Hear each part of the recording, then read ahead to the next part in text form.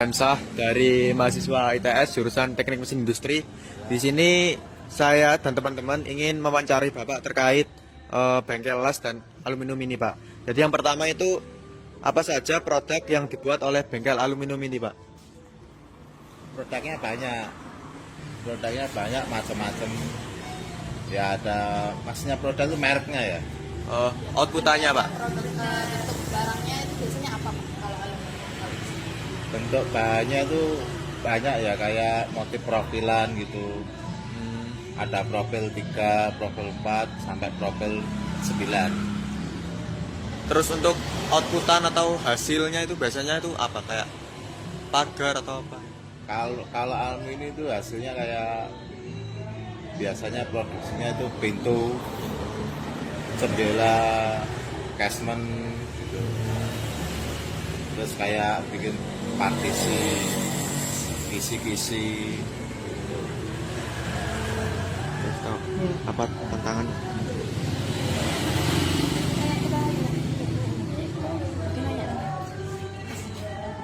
Ayo tanya.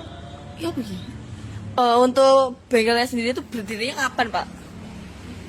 Berdirinya udah ada 6 tahunan. 6 tahun. Kalau nggak salah udah 19. Terus kalau boleh tahu masuk bahan baku aluminiumnya itu dari mana ya Pak? Kalau di bengkel ini? Kalau belinya dari toko-toko biasa sini, toko-toko kecil, nggak toko besar. Kecuali kalau banyak pesanan banyak itu baru kita ke pabrik. Terus biasanya dalam sebulan itu butuh berapa aluminium ya Pak kalau di kisar ini? Tergantung pesanan. Kalau misalkan kayak dapat proyek 4 rumah unit itu paling butuhnya ya sampai 50 batang, 60 batang. Apa nanya? Terus udah kenalan belum bapaknya? Hah? Bapaknya udah kenalan? Sebenarnya Pak izin bertanya ya Pak. Nama bapaknya siapa ya Pak? Bapak Randy. Randy Pradinata. Pradinata, Bapak Randy Pradinata. Nah, Kak, dan juga kalau boleh tahu tadi kan udah 6 tahun kan Pak bukanya bengkelnya. Nah, kenapa Bapak memutuskan untuk buka bengkel las dan aluminium ini Pak?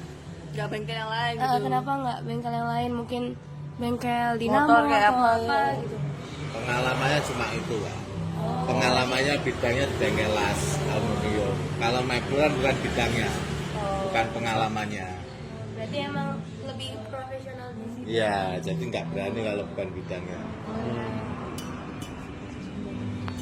Untuk proses pembuatan sendiri itu biasanya dari awalnya tuh gimana sih Pak sampai jadi produk jadi itu? Nah, prosesnya pertama kita ukur. Kita lihat lokasi, diukur, baru itu kita bikin. Gitu, sampai jadi. Terus izin bertanya, Pak, untuk terkait tantangan yang paling besar dalam menjalankan bisnis ini itu apa, Pak? Tantangannya mencari owner. Dari orang.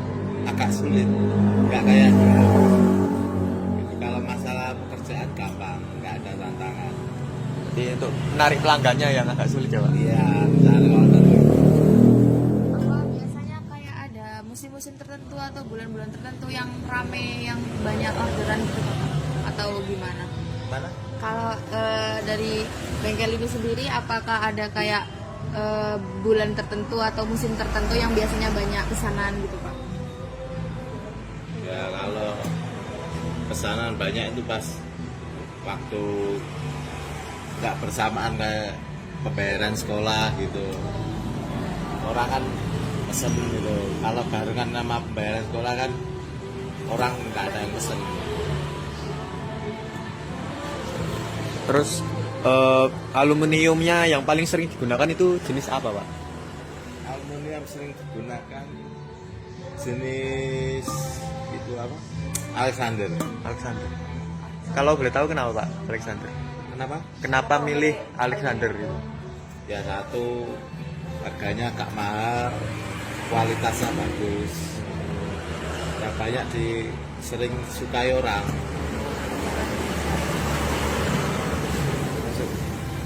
Kalau boleh tahu Pak, jika berkenan, untuk omsetnya biasanya berapa ya Pak per bulan?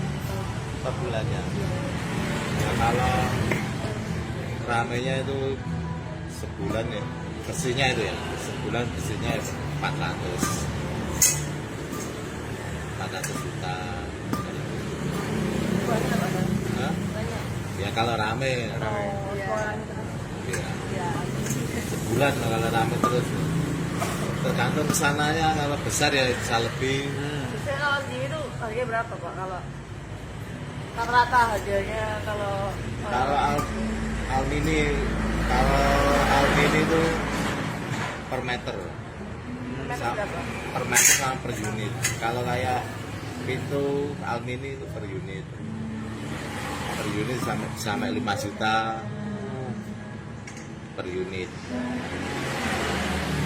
Kalau kayak teknik nyimpan atau enggak nyetopnya gitu gimana Mbak? Ada teknik khusus nggak? Biar Aluminiumnya iya. Enggak, kalau nyimpan ya sama aja. Di sini di gudang di bengkel ini.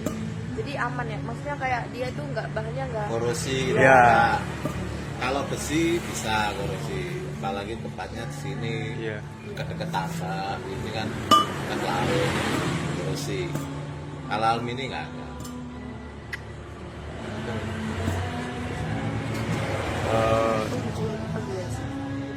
Udah kan?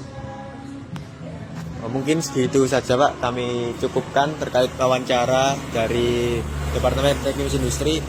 Kami meminta maaf dan berterima kasih kepada Bapak ya meluangkan waktunya. Ya enggak apa-apa. Terima kasih ya Pak. Ya, ya. Dan izin untuk foto bersama gitu Pak. Ya enggak apa-apa.